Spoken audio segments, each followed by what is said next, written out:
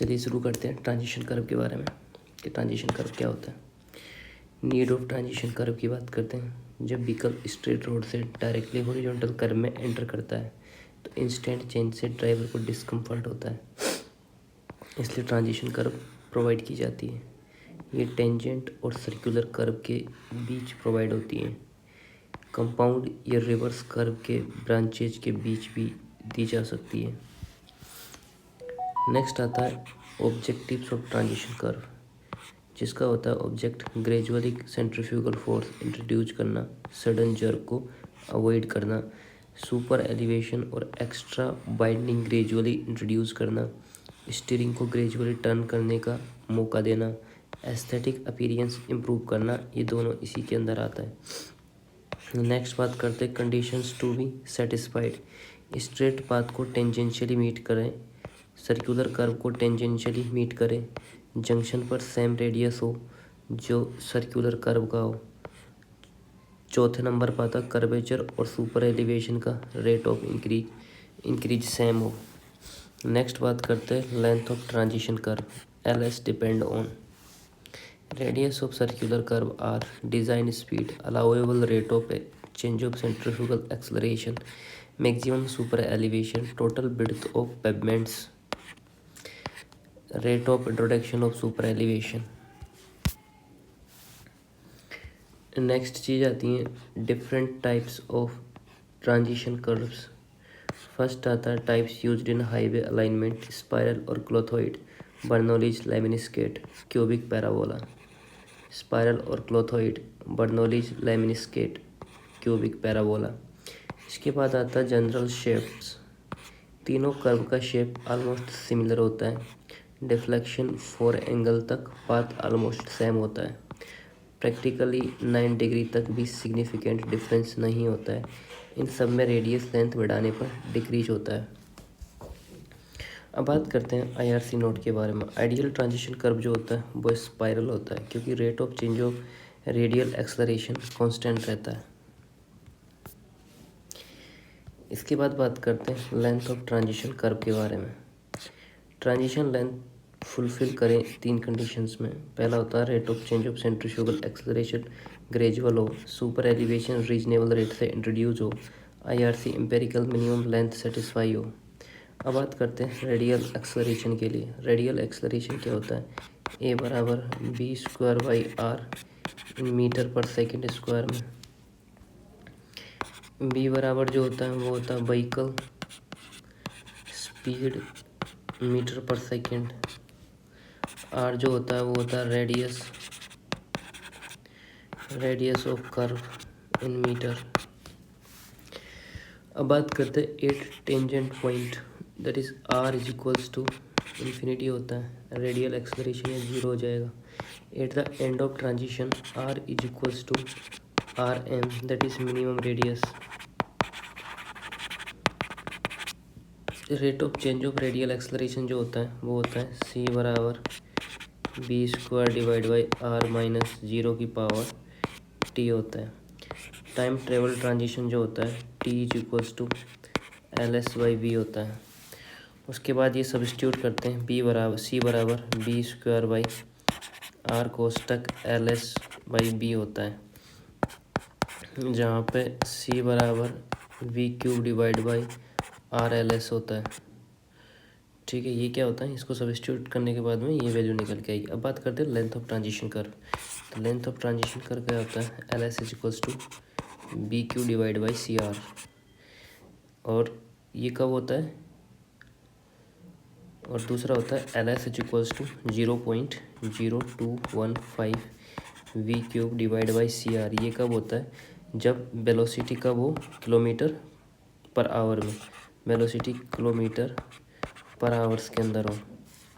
अब बात करते हैं IRC recommended rate of change. जो C होता है ना, ये होता है रेट ऑफ चेंज। जो C बराबर होता है वो होता है 80 डिवाइड बाई 75 प्लस v। इसका यूनिट होता है मीटर क्यूब पर सेकेंड। जो मैक्सिमम होता है C मैक्सिमम होता है वो 0.8 मैक्स होता है। एंड दूसरा जो सी होता है वो 0.5 होता है। ये क्या होता है, मिनिमम होता है।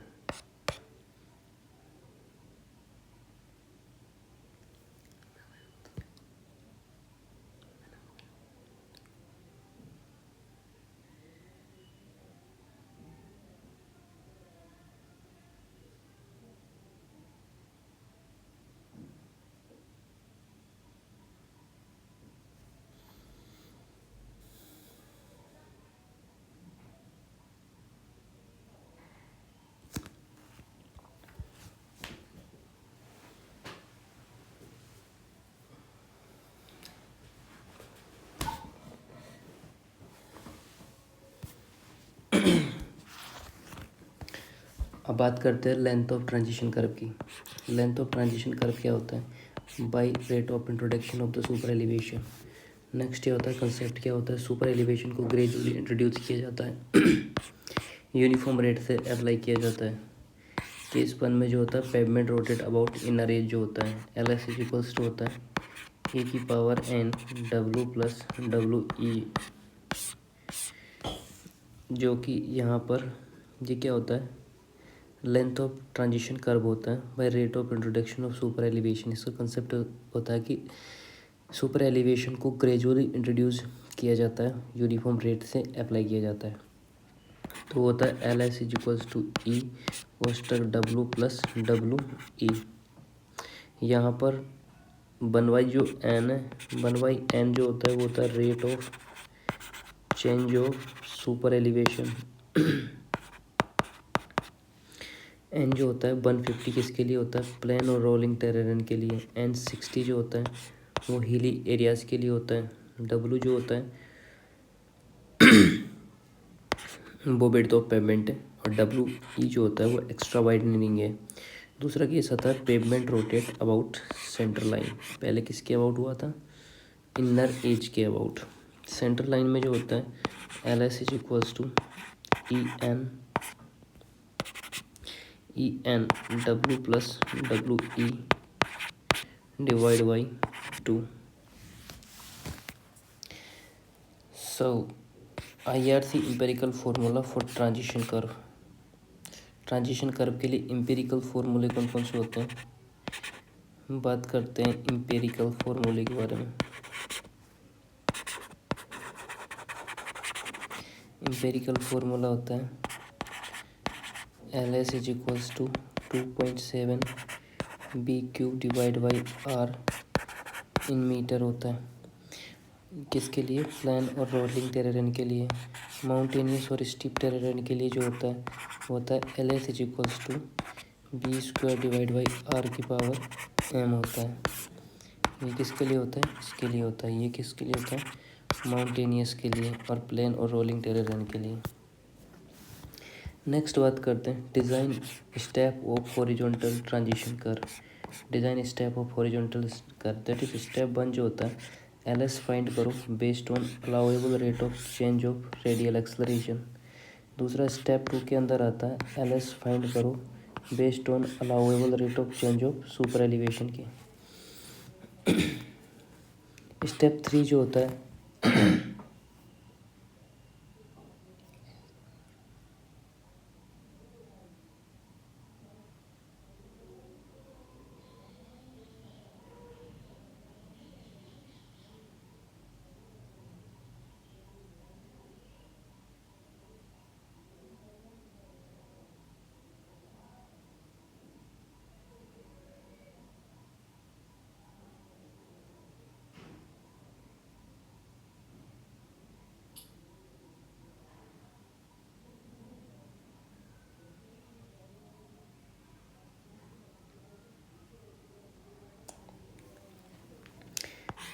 Minimum required L S find करो IRC इंपेरिकल फार्मूले से।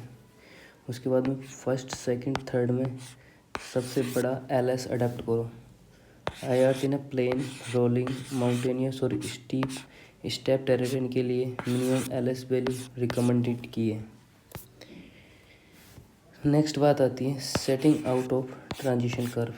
Setting out of transition curve का जो कंसेप्ट होता है वो होता है जब स्ट्रेट और सर्कुलर कर्व के बीच ट्रांजिशन इंट्रोड्यूस की जाती है।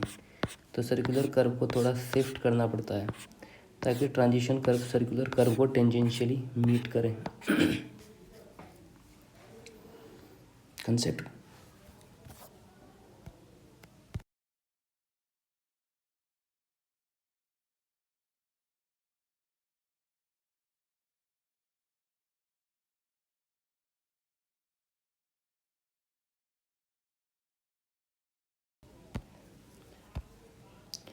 shift of circular curve S is equals to ls square divided by 24 r। ls जो होता है लेंथ ऑफ ट्रांजिशन कर्व होता है, r जो होता है रेडियस ऑफ सर्कुलर कर्व होता है।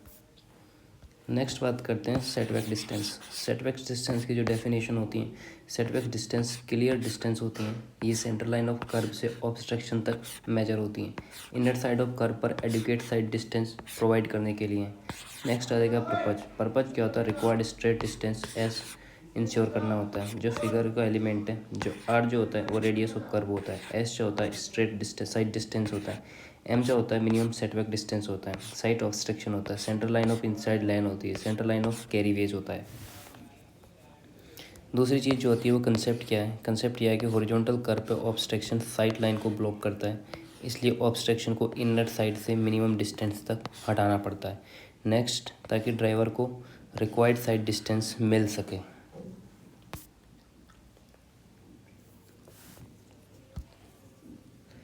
Setback distance case 1 LC greater than ST।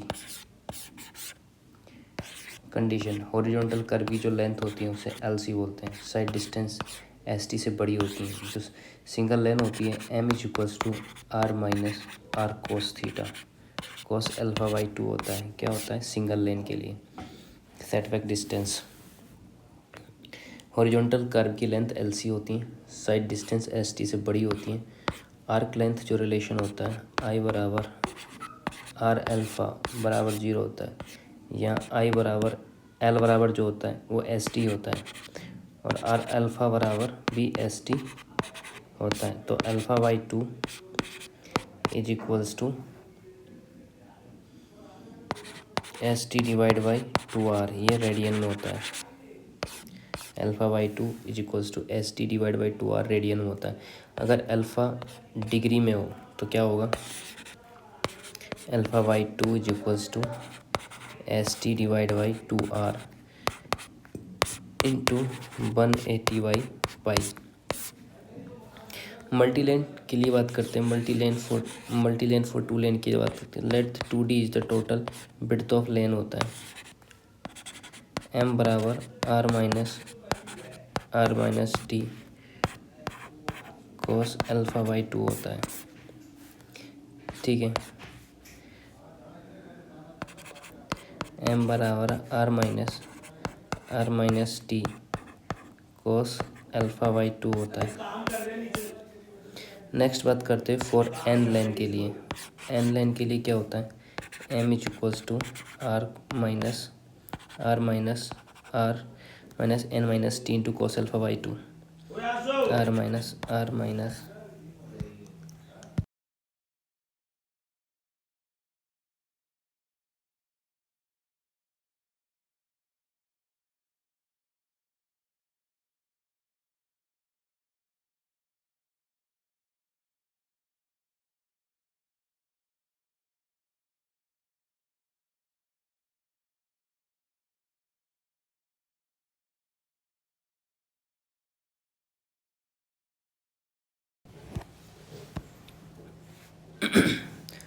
कोस तक N minus 1 D cos alpha by 2 होता है। अब setback for the centre line of inner lane की बात करते हैं, तो फॉर टू लेन की बात करते हैं। टू लेन में क्या होता है, M कोस तक R minus T cos alpha by 2 होता है। बैंड के लोड़े।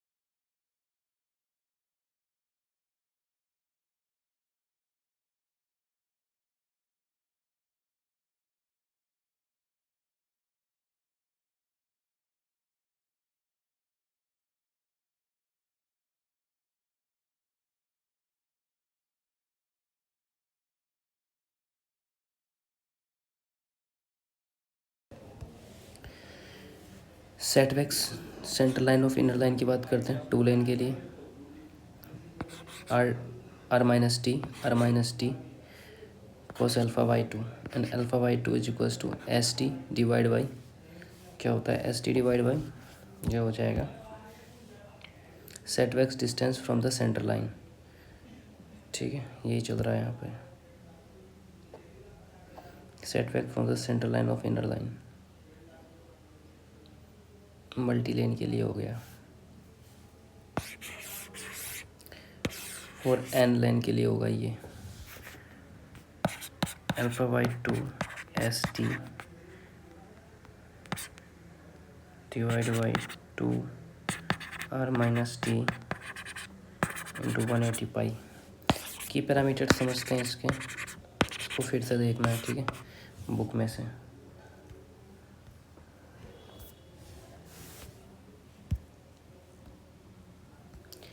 यहाँ पे जो आर जो कॉस्ट होता है वो रेडियस ऑफ कर्व होता है, एस टी जो होता है साइड डिस्टेंस होता है, अल्फ़ा जो होता है angle of substance at centre होता है, डी जो होता है हाफ विड्थ ऑफ वन लेन होता है, एम जो होता है सेट वैक डिस्टेंस होता है।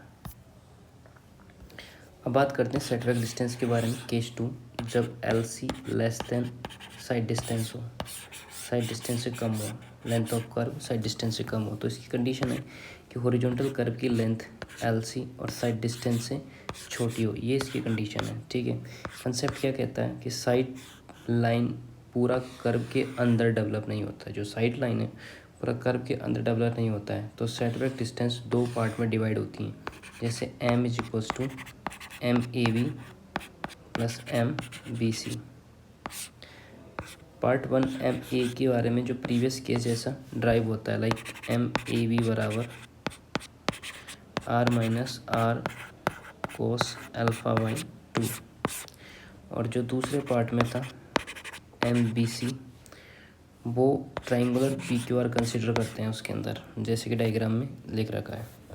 क्या होता है P R is equals to M B C होता है, यहाँ एंगल क्यू होता है is equals to alpha by two होता है, और पी क्यू जो बराबर होता है वो होता है S minus L C divide by two. So M B C बराबर हो जाएगा आपका S minus L C divide by two, S minus L C divide by two minus sine alpha by two. So final setback distance क्या हो जाएगी, final setback distance जो हो जाएगी यहाँ पे वो ये होगी M is equals to L C divide by two R, sorry